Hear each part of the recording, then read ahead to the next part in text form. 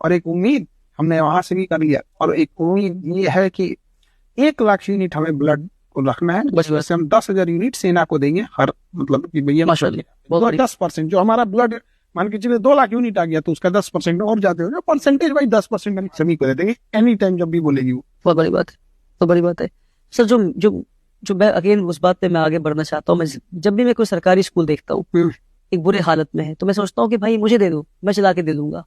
तो आपको लगता नहीं कि हॉस्पिटल स्टैब्लिश करने में अगर वक्त ना बर्बाद करे, मतलब वक्त बर्बाद ना करे, मैं नहीं कह रहा हूँ वक्त बर्बाद कर रहे हैं, आप बहुत बड़ा काम कर रहे हैं, मगर अगर मैं समझता हूँ कि पब्लिक प्राइवेट मॉडल पे अगर हम जा सके कि जितने भी सरकारी हॉस्पिटल्स हैं अगर हम उनको टेक ओवर कर सके और सरकार कह सके कि आपका मॉडल अच्छा लगे हमें, आप हमारा हॉस्पिटल चला के दिखाई सस्टेनेबल कैसे कर रहे हैं। और आप जिस तरह की मैं समझता हूँ कि अगर सरकार मुझे कम से कम 10 स्कूल आज के टाइम पे दे दे तो मैं I am capable enough to run 10 more schools, सरकारी स्कूल में जहाँ पढ़ाई नहीं हो रही है, बनिस्बत इसके कि मैं हर स्कूल पे 10 करोड़ रुपए खर्च करूं और 10 स्कूल बनाऊं 100 करोड़ रुपए खर्च करके। मैं चाहूंगा सरकार अपने 10 स्कूल मुझे दे दे और उन 10 स्कूल को मैं चला के दिखा दूं सरकार को। तो मैं एक्टिव पॉलिटिक्स का मतलब ये नहीं कि मैं चाह रहा हूँ कि सरकारी मैं इलेक्शन लड़के ही पॉलिटिक्स में उतरूं, बल्कि मैं चाह रहा हूँ कि निजाम का हिस्सा बनकर कि लार्जर चेंज किस तरह ला सकूं मैं। तो अगर इस पे अगर आप कुछ अगर सोचे कि किस तरह से एग्जिस्टिंग हॉस्पिटल्स हैं, मेरी अंडरस्टैंडिंग है क्योंकि सब सुधार भी नहीं करता है नेक्स्ट रहेगा पूरा, तो जितना वो बौकन को सुधारने में मेहनत करेंगे ना उसमें जाते में हमें दोस्त बना लेंगे। तो हम देखें आपने एक जंग लगे लोहे को रगड़ते रहिएगा ना, चमका दीजिएगा लेकिन अंदर से फिर वो पकड़ लेता है। इन सब के अंदर वो आदत लग गई है जिससे सैलरी से ज्यादा डेली कमाने की आदत लग गई हो, जिससे 8 घंटे की जगह 1.5 घंटे ड्यूटी करने की आदत लगी। लाख गुना अच्छा है। हमारे यहाँ हजारों बच्चे आते हैं जिनका एक आध नंबर से अगर नहीं रिजल्ट हो पाता उन्हें हम हॉस्पिटल में मौका देंगे।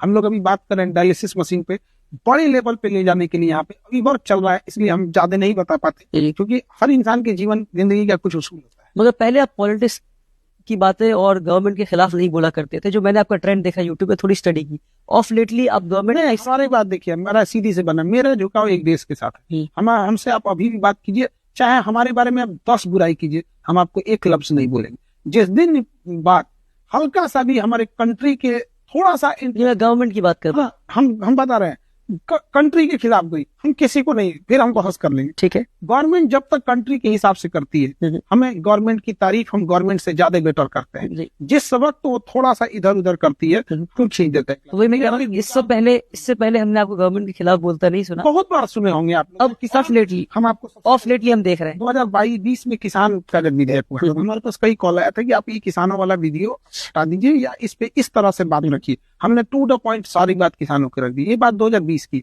वो अलग बात है कि किसी को अब नजर आया या पहले नजर आया। जैसे ऑपरेशन सिंदूर हम कहे कि हम नहीं करना चाहिए पाकिस्तान, इतना धो कि उसको याद आए कि वहीं पर था मोहनजोदड़ो और वहीं पे था सिंधु सभ्यता वहां पे। ठीक, शैतान को शैतान की तरह धोया जाता है, आराम से रहम नहीं करना चाहिए। मेरा बस यही शिकायत नाम नहीं। अब मैं इसको इस तरह करना भी कर रहा हूँ कि आपने ऑफ लेटली किसी पॉडकास्ट में राहुल गांधी की तारीफ भी की है, तो मैं ये समझ सकता हूँ नहीं मैं उनकी बुराई करनी चाहिए, नहीं बुराई नहीं करनी चाहिए, पर आपने किसी और पॉलिटिशियन की तारीफ नहीं की। मैंने कभी आपकी जुबान से नहीं सुना कि किसी पॉलिटिशियन की तारीफ। नहीं, देखिए आजकल ना ये पत्रकारों का लेवल इतना गिर गया कि क्या कहिएगा। ये 3 फीट का माइक खरीद ले रहा है। मेरे पास वो माइक नहीं है, मैं छोटा सा और छोटा खरीद लिया हूँ पाइप लेके। बताइए, एक पूरा फेमस हो गया इनका क्या नाम है, ये पत्रकारों का पढ़ाई वही नहीं करके आएंगे सर, के बढ़ जाएंगे सर। बिल्कुल माइक लगा के। सर हम आपसे एक रैपिड क्वेश्चन कह रहे थे, सोनिया गांधी के बारे में क्या देखना चाहते हैं, अमित शाह के बारे में क्या कहना चाहते हैं, राहुल गांधी के बारे में क्या कहना चाहिए। अब आप बताइए, यही सवाल हम आपसे पूछे तो आप क्या कहिएगा? गाली दीजिएगा इनको? नहीं, अब उसका क्लिप काट काट के कराएंगे सब, देखिए इनको क्या बोला, इनको क्या बोला। तो हम लोग को भाई पॉलिटिक्स हम बोलते हैं, पढ़ाते हैं पॉलिटिक्स, हम लोग को क्या ये चीज है ऐसे। और राहुल गांधी क्या एक सांसद है, उनके क्षेत्र के लोग जाने, सही कोई उससे ज्यादा कुछ नहीं आपकी उससे। उनके सांसद है, वो अपनी एक पार्टी के हैं, उनका काम है विपक्ष को संभाल के रखना। कोई भी सुधार करना होगा अगर तो गवर्नमेंट करे, गवर्नमेंट की आलोचना हो सकती है, लेकिन एक चीज होना चाहिए। हम हमेशा एक बात करते हैं कि गवर्नमेंट को क्रिटिसाइज करना और दुश्मनी निकालना दोनों में डिफरेंस होता है। हम क्रिटिसाइज करते हैं, दुश्मनी नहीं निकालते। जहाँ अच्छा है हम बोलते हैं अच्छा है, जहाँ खराब है बोलते हैं खराब। अच्छा को इतना अच्छा बोलेंगे कि लोगों को डाउट लगेगा कि गवर्नमेंट का आदमी है, और जब खराब बोलने लगते हैं तो लोगों को लगता है यार विपक्ष में चला गया। बट हमारी पार्टी हमेशा एक है, हम इंडिया की ओर से।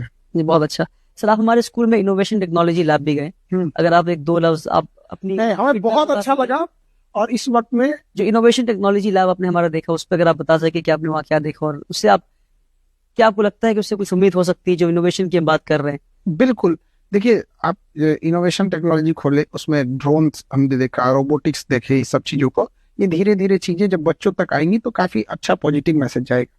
और ऐसे जैसे अपने स्कूल खोल, उन सारे लोगों का थैंक्स जिन्होंने हेल्प किया, और आप बिल्कुल। और अच्छा करते रहिए। हमें बताइए हम क्या कंट्रीब्यूट, या हम कैसे इसमें बिल्कुल के लिए हेल्प कुछ कर सकते हैं। तो क्योंकि ये छोटे बच्चे हैं, हमारा कुछ हो सकता है कि नहीं? नहीं, बिल्कुल हो सकता है सर, जिस चीज में आपकी एक्सपर्टीज है। कॉम्पिटेटिव एग्जाम्स में हम चाहेंगे कि हम इन फ्यूचर कोलैबोरेट करें और हम देख सकें आप अपने पास से हम कि किस तरह आपकी मदद से हम जो है एक प्रोपोर्शनल रिप्रेजेंटेशन मुसलमानों की जिस मुल्क में होनी चाहिए, जिस वक्त नहीं है। अगर हम 20% आबादी है तो हमारी प्रोपोर्शनल रिप्रेजेंटेशन हर जगह 20% होनी चाहिए। हमेशा हम यही कहते हैं, मुसलमान को यही बात पे हमारा खराब लग जाता है। हम कहते हैं कि आपको प्रोपोर्शनल रेशियो चाहिए, आपको हर जगह 20% चाहिए, आराम से मिल जाएगा 20%। आप बस 20% स्कूल में जाके बैठा चाहिए। आप बचेगा स्कूल में देखिएगा तो 2%, और रिप्रेजेंटेशन चाहिए 20%। आप इस बात को कितना आराम से कहें, हम इस बात को बड़ा हार्ड बोल देते हैं, खराब हम बटरिंग नहीं कर सकते, बिल्कुल खराब लगता है। तो हम चाहेंगे कि आपके साथ कोलैबोरेट करके उस पर प्रोपोर्शनल रिप्रेजेंटेशन पे हम काम कर सकें। बस हम इतना कि मैं इसमें इस तरह देखता हूँ कि 20 करोड़ की बड़ी आबादी अगर मुल्क को कंट्रीब्यूट नहीं कर रही है तो मुल्क का कितना नुकसान हो रहा है। बिल्कुल नुकसान अगर हो ये रहा है, और उंगलियां भी उठ रही हैं। जी, उंगलियां उठने का एक बड़ा रीजन भी यही है कि हम कंट्रीब्यूटर नहीं बन पा रहे हैं। जी। यकीन मानिए, अगर एजुकेशन में ये लोग आगे जाएं, हम सब आगे जाएं, तो ये क्यों उठेंगे? इसलिए मैं अपने साथ एक किताब भी लाया था। मैं सोचा कि आपको ये किताब गिफ्ट करूं। ये x IPS officer Abdul Rahman साहब, इनकी किताब है डिनाइल एंड डिप्रिवेशन, कि किस तरह सिस्टमैटिकली मुसलमानों को पिछले 70 साल में जो है पीछे रखा गया। अगर इस पे अगर आपकी नजरसानी हो जाए तो इससे कई सारी चीजें जो है क्लैरिटी मिलती है। उनकी एक और किताब है absent in politics, Abdul Rahman साहब की। ये तो वो चीजें है, एब्सेंस इन पॉलिटिक्स।